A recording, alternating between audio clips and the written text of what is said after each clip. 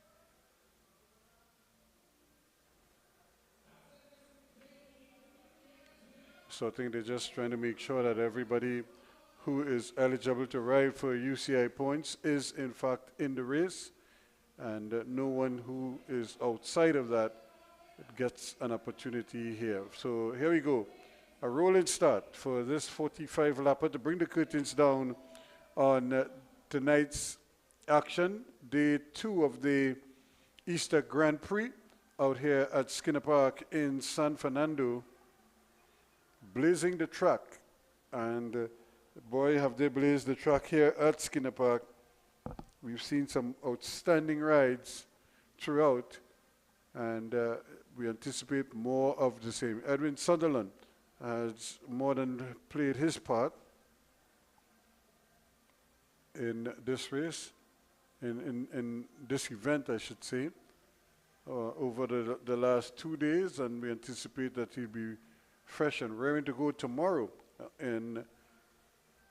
inside the velodrome in Couva, where the third and final day of the 3-day Easter Grand Prix takes center stage. Here we go to start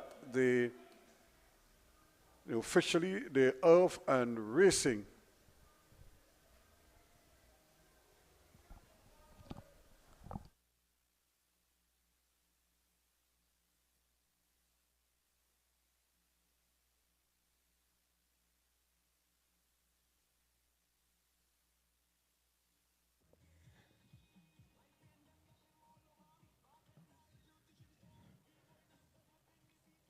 A very cool pace.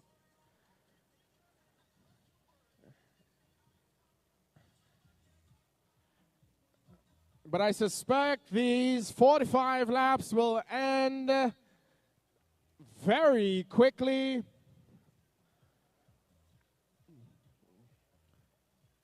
Tarek Woods of Trinidad and Tobago moves to the front. Jamal Eastman on his wheel. Liam Trepte coming through on the inside for Trinidad and Tobago.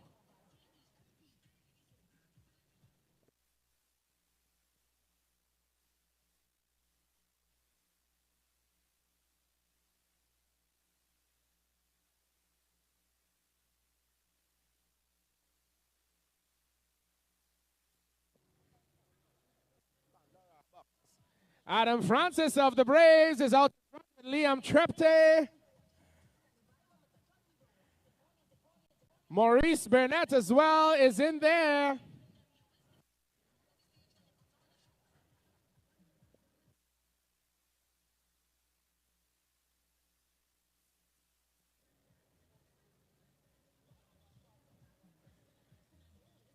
Pacing at the front, it's Gonzalo, number 409. He opens up, making room for, that looks like Andrew Ramsey of Jamaica. No one wanting to do the work, but there is valuable UCI points up for grabs. Adam Alexander leads from Edwin Sutherland, Liam Trepte, Adam Francis, and Jerome Forrest. That is your top 5. And the lead changes frequently in this event.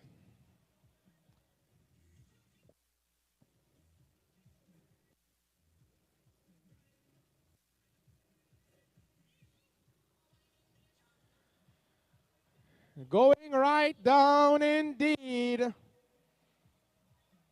Adam Alexander from Edwin Sutherland, Gonzalo, Tarek Woods is in the mix, Akil Campbell as well.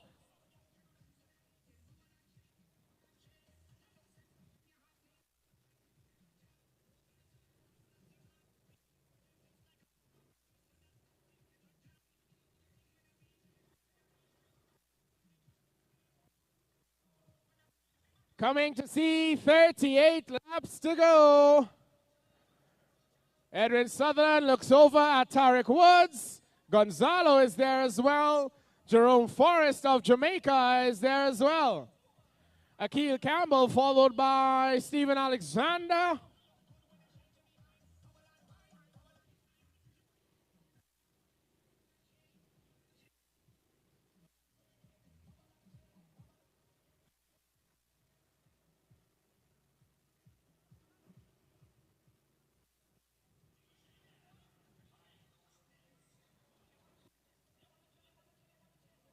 There goes Adam Alexander. Edwin Sutherland gets on to his wheel.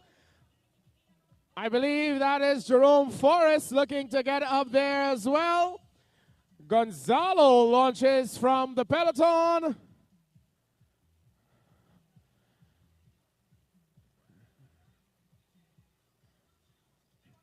That is Andrew Ramsey of Jamaica connecting with the lead bunch. And they are all back together again.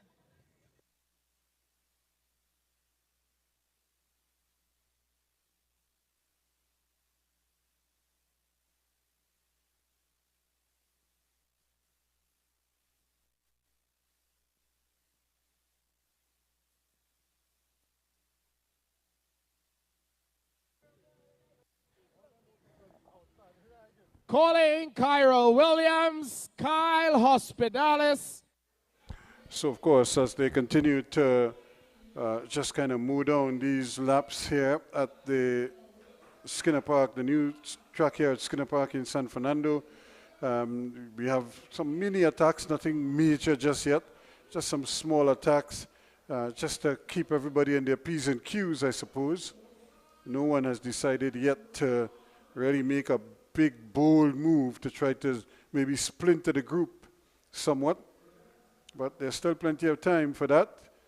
And you never know who might decide they would like to go out front and see if they can dictate the pace of the race from the front. Trinidad and Tobago, no doubt, with some very young, talented riders.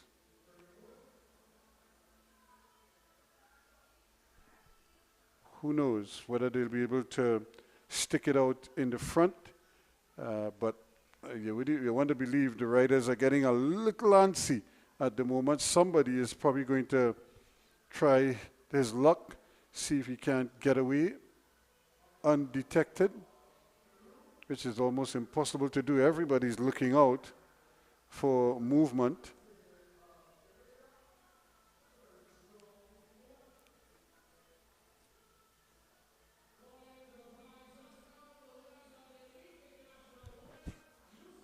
Again, Trinidad and Tobago, the strategy, they're trying to cover all the attacks.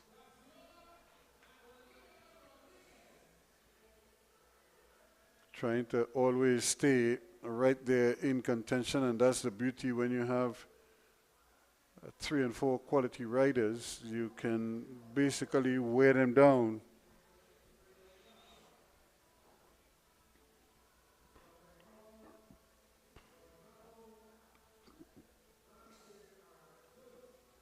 So they continue to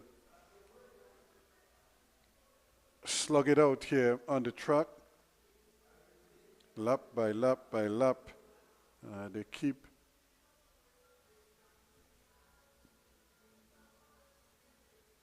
forcing the issue, but nobody yet trying to really go for the jugular here. They're just kind of whispering what their intentions are.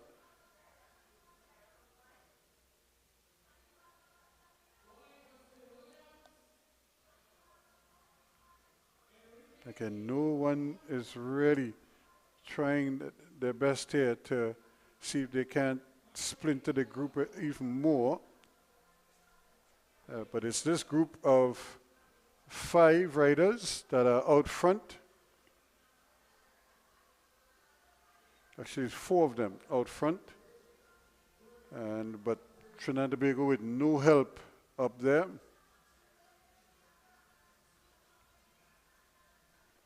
So I would imagine at some point in time, some of the riders are going to have to bite the bullet and try to bring the group back.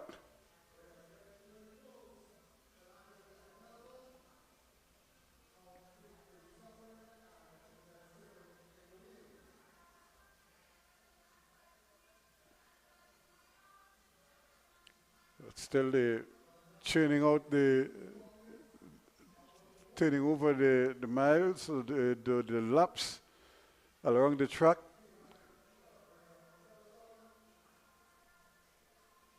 As this is a fairly long race, but Tariq Woods, no stranger to an event like this, so he's right there in the mix.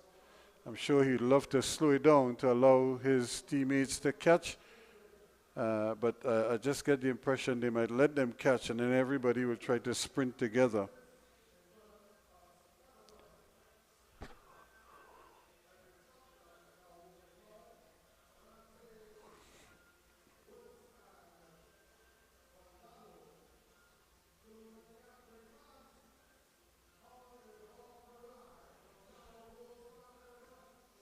So here they come.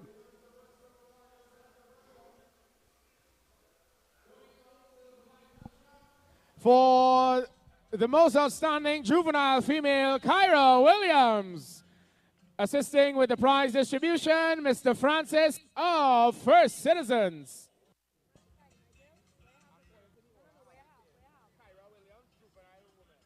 They're just quarter lap. Gonzalo is on his own. The rest of the riders cannot keep at his pace as he tries to close the gap. 409, Gonzalo, Tariq Woods. What a ride by the rider from Peru. Put your hands together, ladies and gentlemen. Gonzalo and Woods lapping the field. So too Ramsey. The most outstanding juvenile male, Kyle Hospitalis.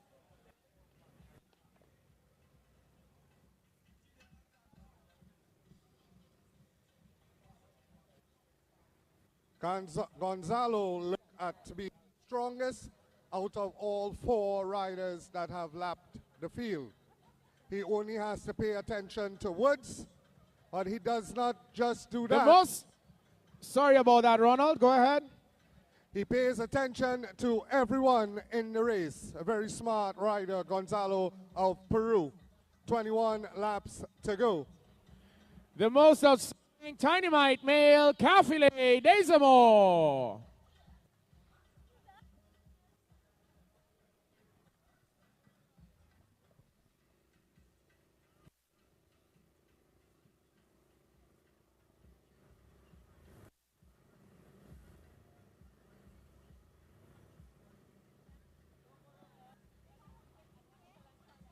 Smart riding by the rider from Peru, moving to the front, riding high, and just following all the moves. The most outstanding Dynamite female, Kylie Young. 19 laps to go. Ramsey moving to the front.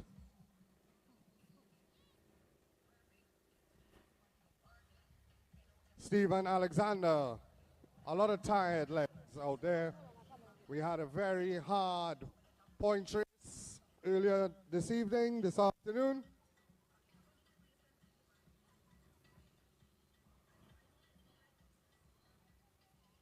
Gonzalo, who finished 4th in the points race earlier today. We'll see him in action tomorrow in the Omnium events. 18 laps to go when they come around.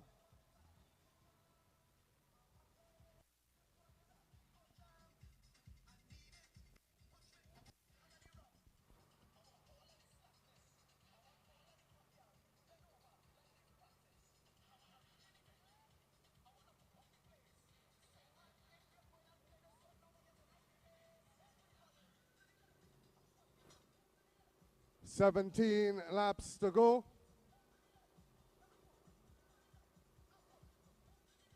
Adam Alexander coming to the front.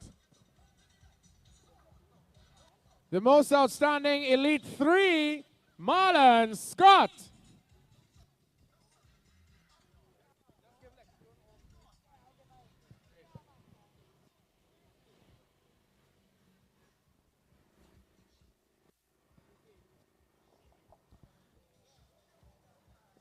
The most outstanding Elite 1, Enrique de Comamond. Adam Alexander, Francis. So again, we're looking at the riders here, just trying to now you're seeing some action heating up. but not allowing them to get away too far. Olivos Barrera out of Peru. He's just trying to cover them with 15 laps to go. And just trying to cover any attack right now. He's in the lead. He, together with Tariq Woods and a couple others, lap the field. And but somebody might try to get away from the lap field and maybe try to come back around and join them in the mix. But if they have to do that, they have to do it early and then try to see if they can't get back on an even key. But they're going to need maybe a group of about 2 or 3 riders to force the issue.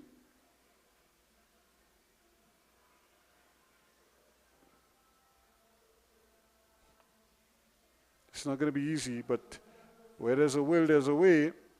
And but this man is keeping tabs on everybody, and so strong and so determined. Tariq Woods right there on his wheel, though. Adam Alexander, the elder statesman in the Trinidad and Tobago contingent, really has put in some amazing performances in the saddle for TNT at this meet already. We still have a day to go.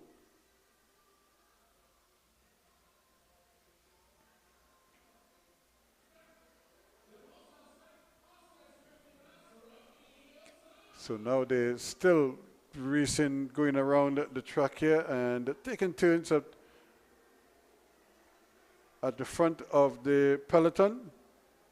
They almost are in an Indian file, one behind the other, all the way from the rider to the front, the one to the back. So they obviously working according to a plan here.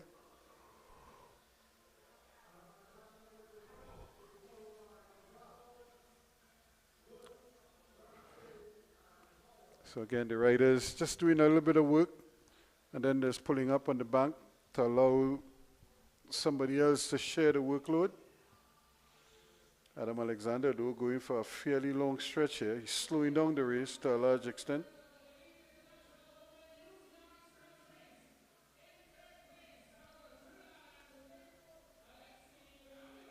Again, they're pushing around here, just covering over the laps, but nobody prepared to make that move just yet.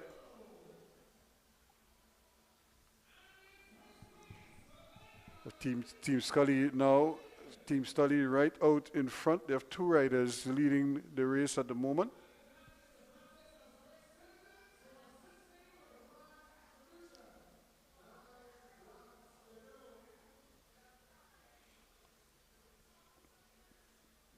Who is going to take the first real risk of this race?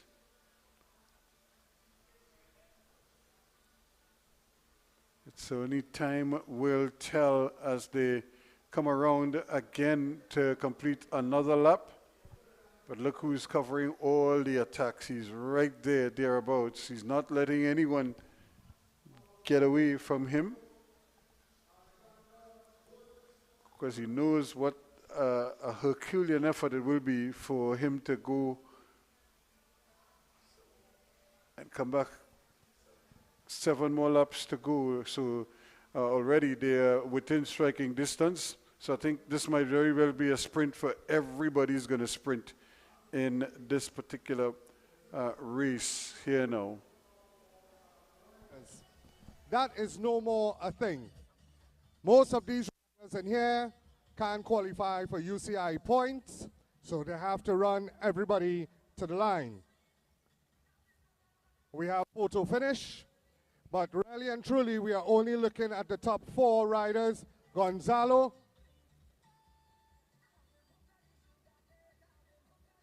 Woods, Ramsey, and Howard. Woods and Ramsey getting into a little bouncing match.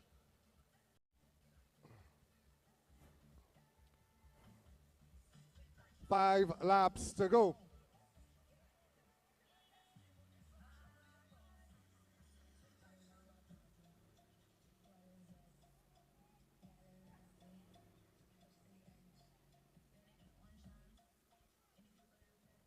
Not supposed to. Not supposed to. And watch it. The man watching it.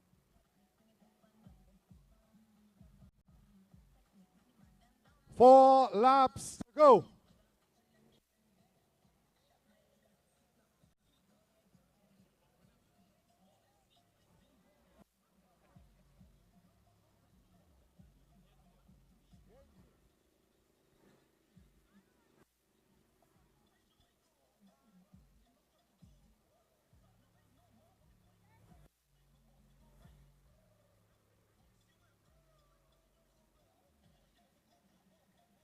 Three laps to go.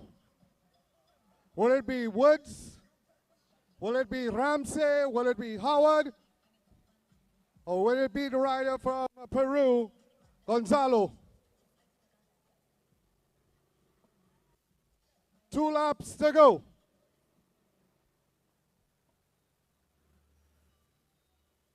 Two laps to go.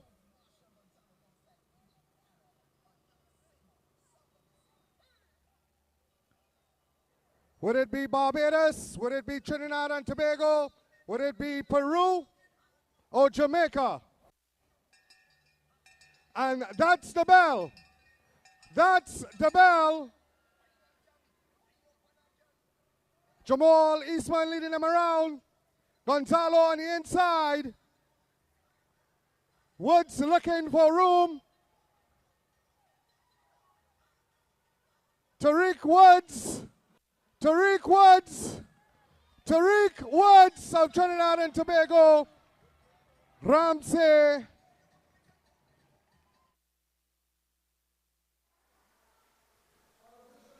So again, another fine ride there, young Tariq Woods doing his bit.